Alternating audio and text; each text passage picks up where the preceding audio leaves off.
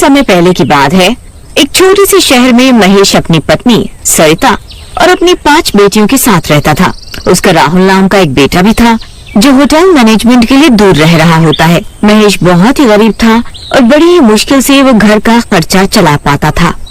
एक दिन घर में राशन न होने की वजह से सरिता का महेश के साथ थोड़ा झगड़ा हो जाता है। मैं क्या करूं अब बताओ? मैं तो पूरा दिन बाहर काम के लिए घूमता हूँ। कोई पक्की नौकरी तो है नहीं मेरी जो तुम्हारे हाथ में तनख्वाह लेकर रख दूं। नौकरी नहीं है तो कोई नौकरी ढूंढ लो जी। तुमको का एक नौकरी भी नहीं मिल पा रही। घर में 5-5 लड़कियां बैठी हैं। इनका पेट कैसे पालूं? ऊपर से राहुल की पढ़ाई। इनकी चिंता मुझे भी है, पर तुम मेरी परेशानी कहाँ समझती हो? तुम्हें तो बस अपनी बात बोलनी होती है।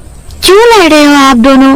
प्लीज लड़ाई मत करो ना, हमें भूख नहीं लगी है। हाँ सच में हमें भूख नहीं लगी है माँ, बस आप दोनों लड़ाई मत करो। 5 बेटियों को ये सब देख बड़ा बुरा लगता है। उसके बाद वो मिलजुल कर कुछ करने का सोचती हैं और अगले दिन अपने माँ बाप को एक समोसे की दुकान खोलने को बोलती हैं।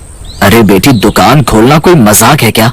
पर हम कोशिश तो कर सकते हैं ना बाबा। हम नुक्कड़ पर समोसे और पकौड़े लगाकर बेच सकते हैं और साथ में चाय की टपरी भी लगा लेंगे।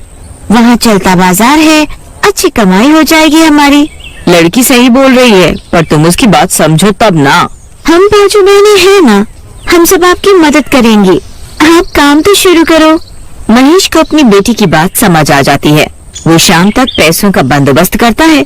उसके बाद उसकी 5 बेटी अपनी दुकान खोलने के काम में जुट जाती हैं। कोई पकौड़े बनाती है, कोई चाय बनाती है। सब की सब बहनें बड़े मन से काम में जुट जाती हैं। आखिरकार महेश की दुकान तैयार हो जाती है। धीरे धीरे उस दुकान पर ग्राहक भी आने लगते हैं।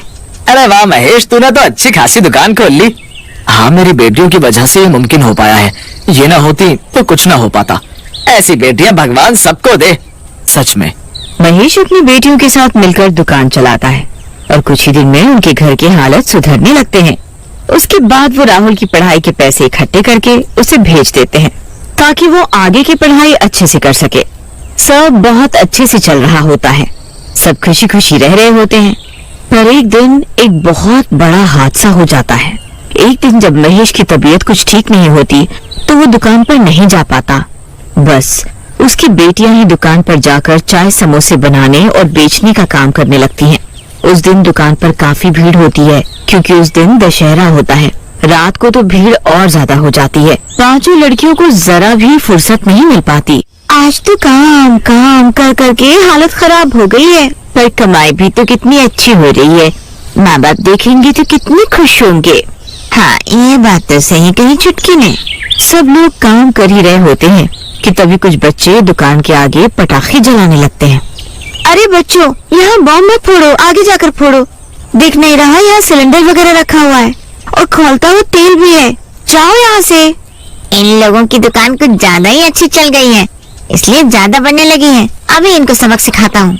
वो लड़का एक रॉकेट महेश की दुकान में छोड़ देता है जिससे कि वहाँ आग लग जाती है।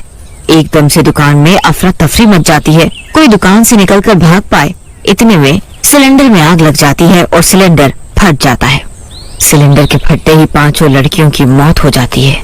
जल्दी से लोग महेश के घर जाकर उसे बुला कर लाते हैं, पर तब तक सब कुछ खत्म हो चुका था, उसकी दुकान भी और उसकी बेटियां भी। हाय, मेरा सब बर्बाद हो गया। मेरी सारी बेटियां मुझे छोड़कर चली गई। भगवान, अभी तो हमारी जिंदगी में खुशियां आनी शुरू हुई थी और एक ही झटके में तुमने हमसे सब कुछ छीन लिया। हे भगवान, ये क्या हो गया? बेचारे मियाँ बीवी के साथ बहुत ही बुरा हुआ है। इतनी गरीबी की जिंदगी जी रहे थे, इतने दिनों बाद लड़कियों की वजह से अच्छा कमाने लगे थे, पर पता नहीं किसकी बुरी नजर लग गई। जाने क्या होगा अब इनका। महेश और सरिता अपनी फूटी किस्मत को लेकर रोते रहते हैं। सब कुछ बर्बाद हो चुका होता है और उसके साथ उनके घर की हालत फिर से पहले जैसे हो जाते हैं। उस रात जब महेश और सरिता सो रहे होते हैं तो उनके घर उनकी 5 चुड़ैल बेटियां वापस आ जाती हैं। उनके घर के हालात उनको वहाँ वापस खींच लाते हैं। वो चुड़ैल होती हैं पर उनके अंदर अभी भी बेटियों वाला प्यार होता है और वो अपने माँ बाप की ऐसी हालत देख नहीं पाती। हमें हमें अब अपने माँ बाप की सारी तकलीफों को दूर करना होगा। पर कैसे दीदी? जैसे पहले करते थे, बिल्कुल वैसे। चलो पहले घर का सारा काम करते हैं। पांचों चुड़ैल बेटियां मिलकर कामों में जुट जाती हैं।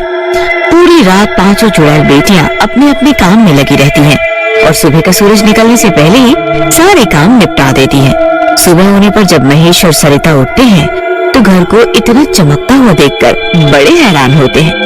ये घर तो कल रात तक इतना गंदा पड़ा था, ये इतना साफ कैसे हो गया? ये सब किसने किया आखिर जी? सरिता रसोई में जाती है तो वहाँ ढेर सारा खाना बना रखा होता है और उसके साथ ही समोसे और पकौड़े भी।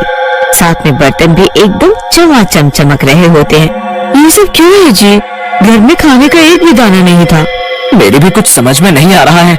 जो भी हो, अब आप जाकर इन समोसे और पकौड़े को दुकान पर बेच दो, कुछ पैसे तो आएंगे। हमें राहुल के लिए भी पैसे भेजने हैं ना। हाँ, पर दुकान तो बिल्कुल जलकर राख हो रखी है। अरे तो जाकर हम सफाई कर लेते हैं। सरिता और महेश दुकान पर समोसे और पकौड़े लेकर जाते हैं तो वहाँ दुकान को चमचमाता देख हैरान हो जाते हैं।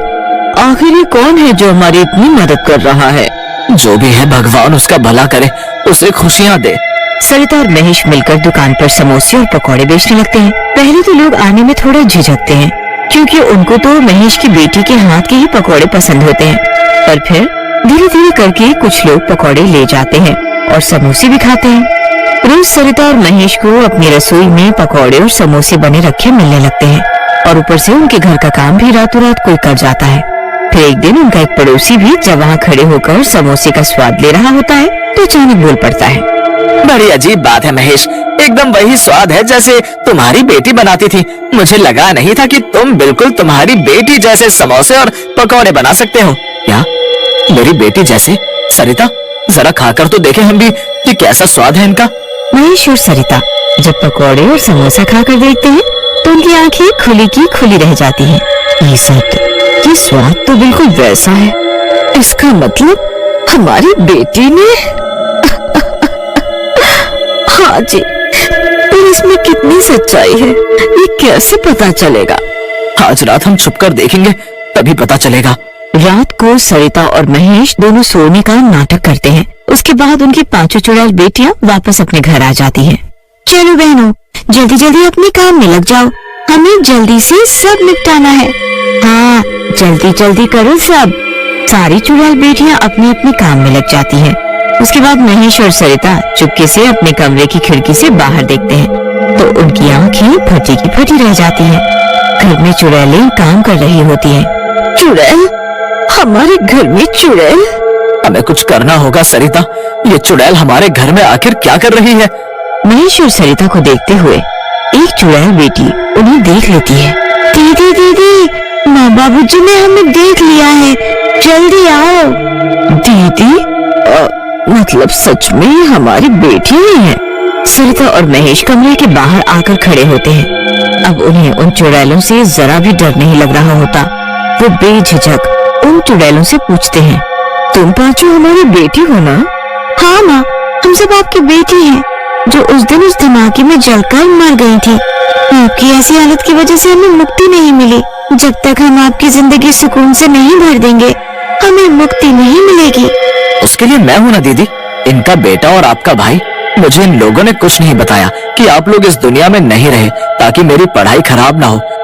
पर क्या वो आप सबसे ज्यादा जरूरी थी क्या? बेटा राहुल, मैंने सब सुन लिया और सब देख लिया। मेरी बहनें मरने के बाद भी अपना फर्ज निभा रही हैं और मैं जीते जी न कर पाऊँ तो क्या फायदा। अब मैं देखभाल करूंगा आप सबकी। मेरा होटल मैनेजमेंट की पढ़ाई खत्म हो गई है।